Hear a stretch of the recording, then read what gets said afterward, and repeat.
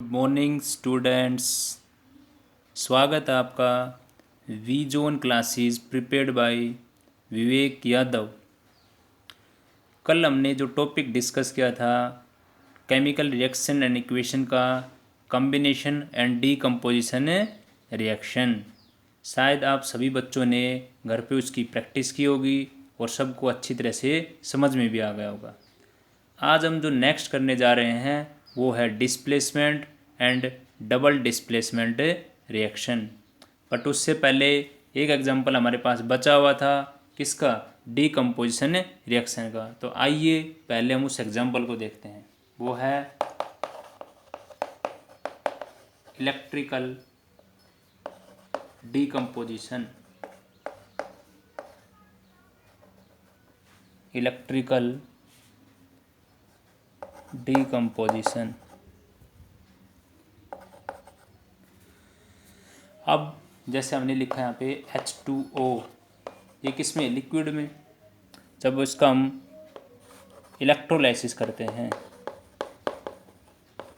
Electrolysis होता है तो decomposition of electrolyte when passing current, जब वो चाहिए एक्वा स्टेट में हो या मोल्टन स्टेट में, मतलब पिंगली स्टेट में हो, जब उसमें इलेक्ट्रिसिटी पास करते हैं तो अब उसको क्या करते हैं? डिकम्पोज करते हैं। तो इसी तरह हमारे पास ये किस में है? लिक्विड में। तो इसको हम डिकम्पोज करेंगे H2 प्लस में O2, H2 प्लस में O2। और ध्यान देंगे यहाँ पे ऑक्सीजन कितने हैं? 2। ऑक्सीजन कितने हैं? 2। और यहाँ पे कितना है? 1। तो इसको कितने मल्टीप्लाई करेंगे? 2 से मल्टीप्लाई करेंगे। आइए अब हम हमारी जो नेक्स्ट रिएक्शन है उसको डिस्कस करते हैं, जो है आपके पास displacement reaction.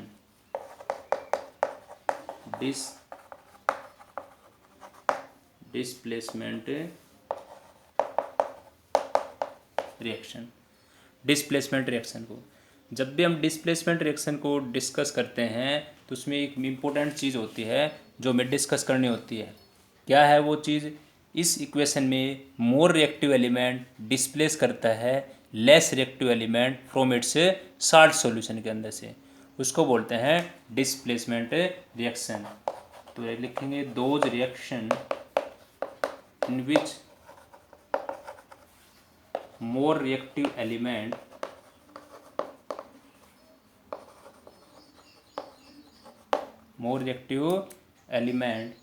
displace less reactive element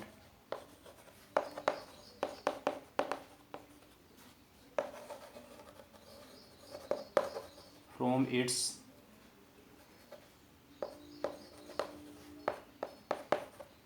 salt solution।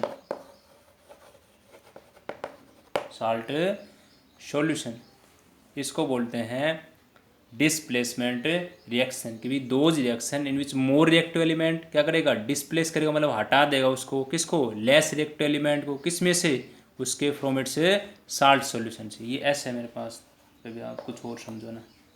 From its salt solution, इसको बोलते हैं डिस्प्लेसमेंट रिएक्शन। और सबसे इम्पोर्टेंट बात क्या है डिस्प्लेसमेंट रिएक्शन के अंदर? जो मैंने एक लाइन लिखी हुई है, ये लाइन सबसे इम्पोर्टेंट है। क्या है ये लाइन? इस लाइन में जब हम डाउनवर्ड आएंगे नीचे की तरफ, तो रिएक्टिविटी ऑफ एलिमेंट क्या हो जाएगी हमारे पास? डिक्रीज हो जाएगी। रिएक्टिविटी ऑफ एलिमेंट क्या हो जाएगी? डिक्रीज। जैसे सबसे ऊपर पोटासियम सबसे ज़्यादा रिएक्टिव है, फिर उससे कम रिएक्टिव सोडियम, फिर कैल्शियम, फिर इससे कम रिएक्टिव कौन है? मैग्नीशियम। मैग्नीशियम से कम कौन है? एल्युमिनियम। एल्युमिनियम से कम कौन है? जिंक। फिर कौन है? आयरन। फिर कौन है? निकल। फिर कौन है? टिन। फिर कौन है? लेड। फिर कौन है? हाइड्रोजन। फिर कौन है? कॉपर। फिर कौन है? सिल्वर। फिर कौन है? गोल्ड। फिर कौन है? मरकरी। तो ये सबसे कम रिएक्टिव और वो सबसे ज़्यादा मोर रिएक्टिव है। ठीक है, तो इस लाइन को याद रखेंगे। अब हम जैसे एक एग्जांपल करके देखते हैं कि कैसे इससे हम इसको आइडेंटिफाई करते हैं। जैसे मैंने लिखा है यहाँ पे Fe प्लस में ZnSO4 और एक क्वेश्चन लिख दी Zn प्लस में FeSO4। अब हम देखना चाहेंगे इनमें से कौन सी रिएक्शन पॉसिबल है और कौन सी रिएक्शन पॉसिबल नहीं है। तो इस लाइन में देखो आप, जिंक के नीचे है ना आयरन, तो इसका मतलब जिंक तो ज़्यादा रिएक्टिव है और आयरन क्या है उसके अंदर लेस रिएक्टिव। तो इन दोनों में से कौन सी ऐसी इक्वेशन है जो इस कंडीशन को बता रही है? जिंक जिंक क्या है मोर रिएक्टिव है, लिख दिया हमने मोर, और ये क्या है लेस है, ये क्या है लेस रिएक्टिव से कंपैरिजन। ठीक है, तो ध्यान देंगे ये रिएक्शन पॉसिबल है बट ऊपर वाली रिएक्शन पॉसिबल नहीं है। क्यों? क्योंकि Fe तो क्या है कम रिएक्टिव है और ये क्या है ज़्यादा रिएक्टिव। हमेशा क्या होता है साल्ट के अंदर जो भी एलिमेंट होता है, साल्ट के अंदर जो भी मेटल होती है वो कम रिएक्टिव होनी चाहिए हमारे पास, बट यहाँ पे क्या है ये तो ज़्यादा रिएक्टिव है, इसलिए ये रिएक्शन पॉसिबल नहीं है और ये रिएक्शन क्या है पॉसिबल है। तो इसका प्रोडक्ट क्या बनेगा? इसका प्रोडक्ट बन जाएगा FeSO4 प्लस में Zn, FeSO4 प्लस में Zn जिंक। तो ये थी हमारे पास एक डिस्प्लेसमेंट रिएक्शन का एग्जाम्पल। आइए हम और एग्जाम्पल को डिस्कस करते हैं। जैसे हमने इक्वेशन लिखी है जिंक प्लस में DIL, DIL का मतलब डाइल्यूट HCl, जिंक प्लस में डाइल्यूट HCl। अब देखो जिंक ये क्या है मोर है, मोर रिएक्टिव, और ये कौन है H, उसके कंपैरिजन क्या है लेस रिएक्टिव। तो देख लो ना इस सीरीज के अंदर ये जिंक तो आपका ये रहा और हाइड्रोजन का है नीचे, क्योंकि नीचे आते हैं तो क्या होता है रिएक्टिविटी डिक्रीज होती है।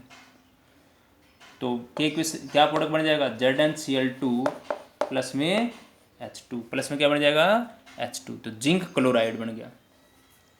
अब देखो यहाँ पे Cl कितने हैं 2 और यहाँ पे कितना था 1, तो इस पूरी इसको कितने मल्टीप्लाई कर देंगे, नीचे लिख देते हैं डाइल्यूट को, डाइल्यूट HCl, तो इसको कितने कर दिया 2 से मल्टीप्लाई कर दिया, कितने कर दिया 2 से। तो यहाँ पे भी क्लोरीन 2 है, यहाँ पे भी chlorine 2, hydrogen 2 hydrogen 2, zinc 1 zinc 1, equation क्या हो गई हमारी बैलेंस हो गई। तो ये भी एक एग्जांपल किसका था डिस्प्लेसमेंट रिएक्शन का। अब एक एग्जांपल और देखते हैं। जैसे हमने लिखा Zn प्लस में H2SO4 डाइल्यूट, H2SO4 डाइल्यूट, तो क्या बनेगा इसका आगे का फर्स्ट पार्ट और इसका लास्ट ले लो, तो ZnSO4 प्लस में H2 प्लस में H2। अब ध्यान देंगे यहाँ पे हाइड्रोजन की संख्या कितनी है 2, यहाँ पे कितनी है 2, सल्फेट पूरा का पूरा ये पूरा सल्फेट एक है, इधर भी एक ही है, जिंक एक है, एक जिंक एक है, तो इक्वेशन क्या है बैलेंस है। ध्यान रखेंगे जिंक किस में है सॉलिड में, ये क्या आएगा एक्वस, ये किस में आएगा गैस के अंदर, ये किस में आएगा गैस के अंदर आएगा। तो ये भी एक एग्जाम्पल किसका है डिस्प्लेसमेंट रिएक्शन का। अब देखो यहाँ पे जिंक क्या है मोर रिएक्टिव और ये किसी क्या है ये सॉल्यूशन है, डाइल्यूट सॉल्यूशन किसका सल्फ्यूरिक एसिड का, तो H क्या है जिंक के कंपैरिजन क्या है कम रिएक्टिव है, कम क्या है रिएक्टिव है। तो ये एग्जांपल था हमारे पास डिस्प्लेसमेंट रिएक्शन का। अगर मैं इसी में लिखूं यहाँ पे Fe प्लस में CuSO4 और एक हमने लिख दिया Cu प्लस में FeSO4,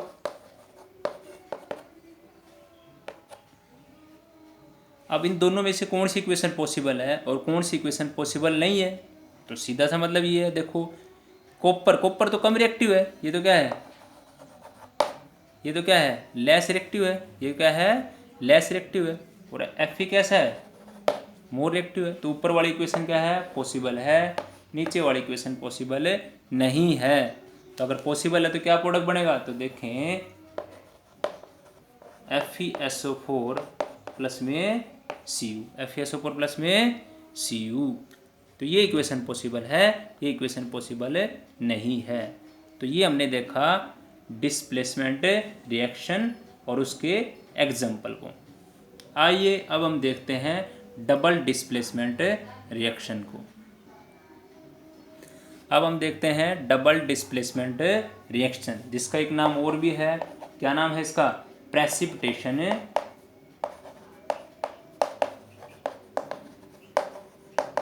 रिएक्शन। क्या नाम है प्रेसिपिटेशन रिएक्शन। डबल डिस्प्लेसमेंट का एक नाम और है precipitation reaction. Double displacement reaction के अंदर हम 2 आयनिक कंपाउंड के अंदर आयन को क्या करते हैं, एक्सचेंज करते हैं। इसमें दो कंपाउंड लेंगे, रिएक्टेंट की साइड में हमारे पास 2 कंपाउंड होंगे और उसमें एक्सचेंज करेंगे आयन को, और जिससे क्या बन जाएगा हमारे पास एक न्यू कंपाउंड की फॉर्मेशन होके आएगी। और उसके अंदर एक क्या बन के आता है, एक कंपाउंड क्या बन के आएगा आपके पास, प्रेसिपिटेट के रूप में फॉर्म होके आएगा। जैसे हम एग्जांपल लिखते हैं, पहला एग्जांपल हमारे पास है बेरियम क्लोराइड प्लस Na2SO4। इसका नाम है बेरियम क्लोराइड, Ba को बोलते हैं बेरियम, Cl को बोलेंगे क्या, बेरियम क्लोराइड, बेरियम क्लोराइड। और ये क्या है आपका sodium sulphate, sodium sulphate, sodium sulphate. अब एक बात और ध्यान रखेंगे, कैसे बना फॉर्मूला देखो, बेरियम और Cl पे बेटा एक नेगेटिव और बेरियम पे 2+, क्रॉस मल्टीप्लाई करोगे तो क्या बन गया, बेरियम क्लोराइड। इसी तरह से अगर हमें बनाना हो सोडियम सल्फेट, तो देखो सोडियम पे 1+ और सल्फेट पे 2 नेगेटिव, क्रॉस मल्टीप्लाई करेंगे तो Na के नीचे कितना आएगा 2 और सल्फेट के नीचे कितना आएगा 1, तो क्या बन गया सोडियम सल्फेट। दूसरी बात, जब भी इस टाइप की इक्वेशन का प्रोडक्ट बनाना हो हमें तो बिल्कुल आसान है, इसके आगे का फ्रंट और इसका लास्ट, इसका फ्रंट और इसका लास्ट, और इसी तरह ये दोनों को कंबाइन करना आपको, कर दो कंबाइन, देखो क्या आ गया आपके पास, ये आ गया प्रोडक्ट आपका barium sulphate plus NaCl, barium sulphate plus में NaCl, बेरियम सल्फेट प्लस में NaCl। अब मैंने बताया था ना इसमें एक प्रेसिपिटेट बन के आएगा, तो यही है इसके अंदर प्रेसिपिटेट, बेरियम सल्फेट। और इसके बेरियम सल्फेट का प्रेसिपिटेट कैसा होता है, वाइट पीपीटी, कैसा होता है, वाइट पीपीटी। आप एक बात ध्यान रखेंगे, सोडियम यहाँ पे कितने बेटा 2, क्लोरीन में कितने हैं 2, और यहाँ पे कितने हैं 1 1, तो इसको कितने मल्टीप्लाई कर देंगे 2 से मल्टीप्लाई कर देंगे। और तो NaCl कंप्लीट हो गया, Na भी 2 हैं, Cl भी 2 हो गई। बेरियम यहाँ पे भी एक था, यहाँ पे भी एक है, सल्फेट यहाँ पे भी एक है और यहाँ पे भी एक है। तो that will be the example of double displacement reaction, जिसमें हमने क्या बताया था भाई, 2 कंपाउंड के बीच में क्या करते हैं, आयन को एक्सचेंज करते हैं। और आयन एक्सचेंज कैसे करते हैं बेटा, बेरियम पे पॉजिटिव चार्ज था, पॉजिटिव के साथ नेगेटिव को, और इसी तरह इसका पॉजिटिव किसके साथ आएगा, इससे नेगेटिव के साथ। आइए अब हम एक नेक्स्ट एग्जांपल और देखते हैं डबल डिस्प्लेसमेंट रिएक्शन का। जैसे मैंने लिखा NaCl प्लस AgN3,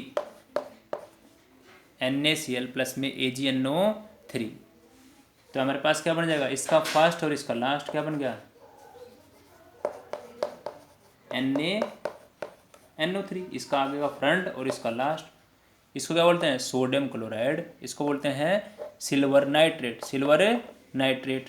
तो क्या बन गया, इसका फर्स्ट Na, इसका NO3, NaNO3 प्लस में क्या आएगा AgCl, AgCl। और AgCl का भी कैसे पीपीटी होते हैं, ये भी होते हैं वाइट पीपीटी। कैसे पीपीटी होते हैं, वाइट पीपीटी। अब देखो ये कैसे बना है, मान लो AgNO3 की बात करते हैं। AgNO3 कैसे बना है, देखो NO3 नहीं दिख रहा आपको ना, Ag दिख गया ना, और ये NO3। तो देखो बेटा Ag पे 1+ और NO3 पे एक नेगेटिव, NO3 पे एक नेगेटिव, तो क्रॉस मल्टीप्लाई करेंगे तो क्या आएगा, Ag के नीचे 1, NO3 के नीचे 1, तो क्या बन गया AgNO3। इसी तो ये था आपके पास second example double displacement reaction का। तो शायद आप सभी बच्चों को अच्छी तरह से समझ में आ गया होगा कि डबल डिस्प्लेसमेंट रिएक्शन क्या होती है। एक एग्जांपल और करते हैं, AgNO3 प्लस में KBr, AgNO3 प्लस में KBr। आप ध्यान रखेंगे, मैंने बोला इसका फर्स्ट और इसका लास्ट जोड़ दो, Ag के साथ कौन आ गया Br, silver nitrate plus potassium bromide, इसको बोलते हैं पोटाशियम ब्रोमाइड। तो क्या बन गया, सिल्वर ब्रोमाइड। ये क्या बन गया आपके पास, सिल्वर। और इसका जो पीपीटी आता है वो होता है येलो पीपीटी।